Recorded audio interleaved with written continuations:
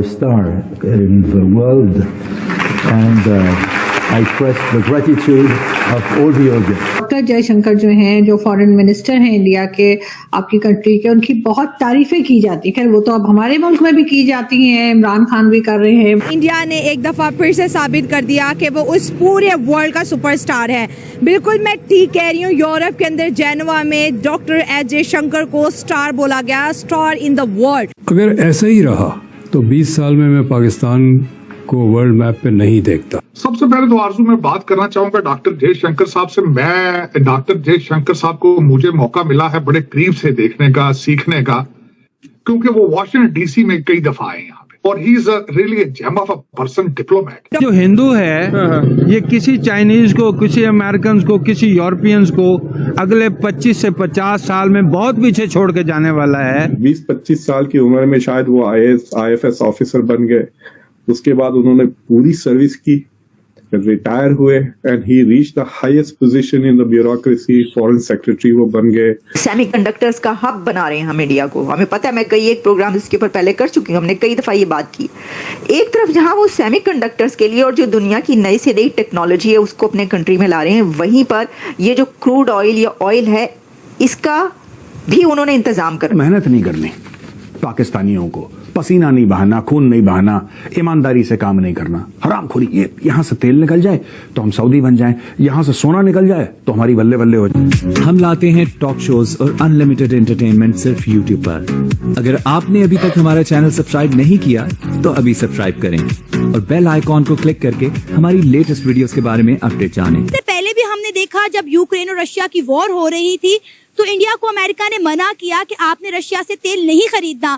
तब भी doctor S Jaishankar ने अमेरिका को बोला कि आप कौन होते हैं हमें बताने वाले, हम वही करेंगे जो हमारे कौम और मुल्क के लिए बेहतर है। Bilawal Bhutto who is learning on the job, ये आदमी की जिंदगी भर का प्रिपरेशन ही यही था। 20-25 साल की उम्र में शायद वो IFS ऑफिसर बन गए। उसके बाद उन्होंने पूरी सर्विस की, रिटायर हुए, and he reached the highest position in the bureaucracy, foreign secretary वो बन गए। He was ambassador to some very important countries. वो जापान में भी सर्विस करे, चाइना में भी सर्विस करे। फिर उसके बाद then he became foreign minister. तो आई थिंक ये जो ब्यूरोक्रेसी से जो बोरो किया है, तो आई थिंक मोदी की ये decision to make him foreign policy minister itself shows के they respect expertise in the field.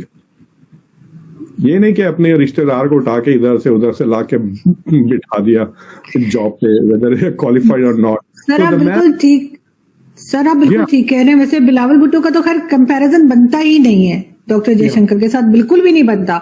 लेकिन मैं आपसे ये कह रही थी कि जो पहले इंडिया के फॉरेन मिनिस्टर्स रहे हैं उनसे अगर आप कंपेयर करें तो कैसे डिफरेंट देखते हैं? गो बैक एंड लुक, देखिए फॉरेन पॉलिसी का जो मकसद होता है उसके 2-3 मकसद हैं। एक जो आपके नेशनल सिक्योरिटी इश्यूज हैं और आपके जो नेशनल इंटरेस्ट है उनकी हिफाजत करें और मुल्क के ताल्लुकात दूसरे मुल्कों के साथ बेहतर करें। This is the goal, right?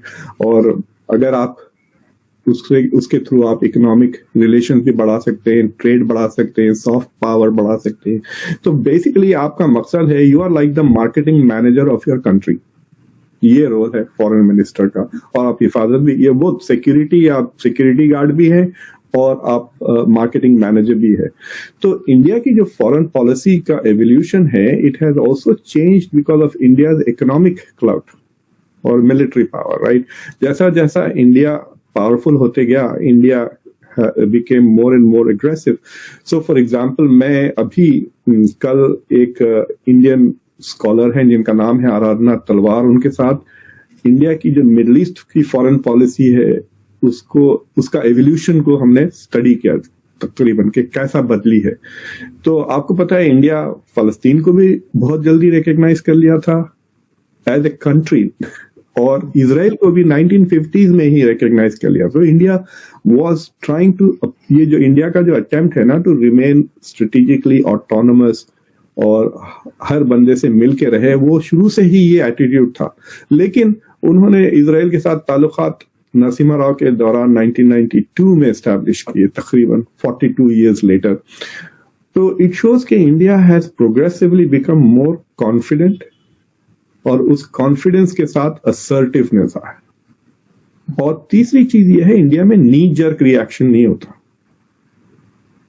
देखिए आप जिस तरह के टर्की की पॉलिसी ले ले, टर्की की पॉलिसी इधर जा रही है, अब वो फिर वापस इजराइल के गोद में बैठ गए, राइट। इतने उन्होंने तमाशे किए थे, जाके अहमद दावूदोगलू ने आंसू बिछाए गाजा के ऊपर जाकर, अर्दोगान ने कुरान की आयतें पढ़ दी, उनकी बेगम रोने लग गई, ये सब। अब वो सब कहाँ गया? वो सब मतलब इट्स लाइक सडनली उनकी फॉरेन पॉलिसी इधर जा रही है, कभी रशिया की तरफ।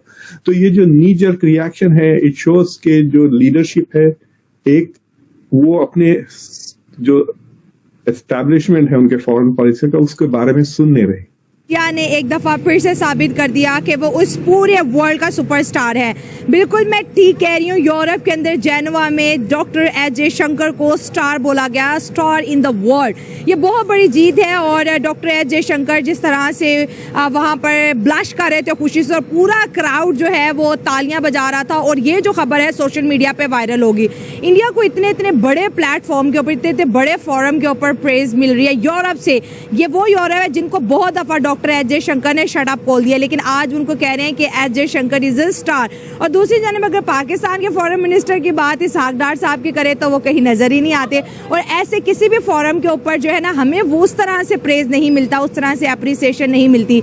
तो इसके ऊपर बात करेंगे कि हर तरफ जो है डॉक्टर एस जयशंकर क्यों छाए हुए हैं, इवन दो पाकिस्तान में भी उनकी बहुत बड़ी फैन फॉलोइंग देखने को मिलती है। फॉरेन पॉलिसी है, जहाँ उनका जो भी कॉन्स्टिट्यूशन फ्रेम किया गया है, तो सबसे पहले तो हमें ये देखना पड़ेगा कि जो इंडिया की दूसरे मुल्कों के साथ जो भी ताल्लुकात है ना, वो मजहब के बेसिस पर नहीं है। हमारे यहाँ पर अब देखें ना, हमारी स्टेट ने जो पॉलिसी बनाई हुई है ना, अगर हम अपने कॉन्स्टिट्यूशन को, जो हम यहाँ पर हैं इस्लामिक रिपब्लिक ऑफ पाकिस्तान, ऐसे सच अगर आप इंडिया को देखेंगे ना, इंडिया एक सेक्युलर स्टेट है।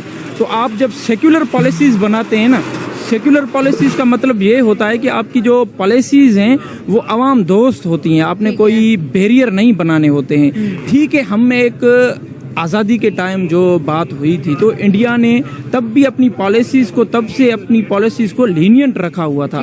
तो यही बात है उनकी फॉरेन पॉलिसी। अब देखना, जब भी किसी मुल्क की फॉरेन पॉलिसी की अगर आप बात करें ना, जब उसकी तारीफ होती है तो उसके पीछे एक तारीख होती है कि वो डिसीजन कैसे ले रहे हैं, उन्होंने किस किस चीज को जो है वो मद्देनजर रखा हुआ है। अब देखें ना, मुल्क की जो भी ग्रोथ होती है ना, मुल्क की ग्रोथ में जो है वो सारे फैक्टर कंट्रीब्यूट कर सकते हैं।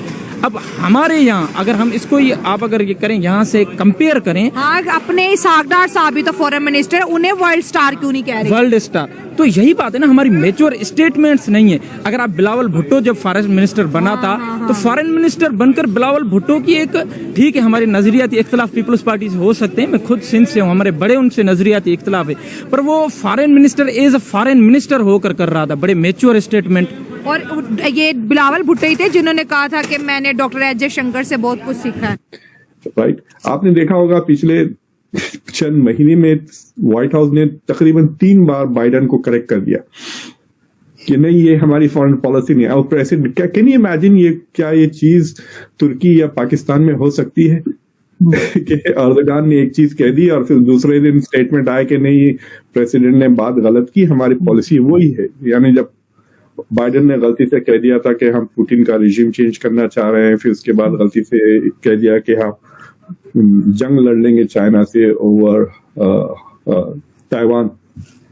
तो मुझे लगता है कि जो डेवलप मुल्क होता है ना, तो उसके पास जो फॉरेन पॉलिसी की जो ब्यूरोक्रेसी होती है, जो इंटरनल थिंक टैंक्स होते हैं, वो 5 साल 10 साल 20 साल की जो है सो फॉरवर्ड थिंकिंग करते हैं, एनालिसिस करते हैं, इंटरेस्ट को जाहिर करते हैं। आप देखिए, अब अमेरिका का नेशनल सिक्योरिटी स्ट्रैटेजी डॉक्यूमेंट भी आ गया पिछले महीने, अब डिफेंस डॉक्यूमेंट पब्लिक के सामने है सारी नजर। ये डॉक्यूमेंट्स मिसाल के तौर पे मैंने पाकिस्तान से कभी नहीं देखा। तो आपको ये वीडियो कैसा लगा कमेंट बॉक्स में जरूर लिखिए। इस वीडियो को लाइक कीजिए, शेयर कीजिए, सब्सक्राइब करना ना भूलिए आपके चैनल EFC और जेड को। तो मिलते हैं अगली वीडियो में। जय हिंद।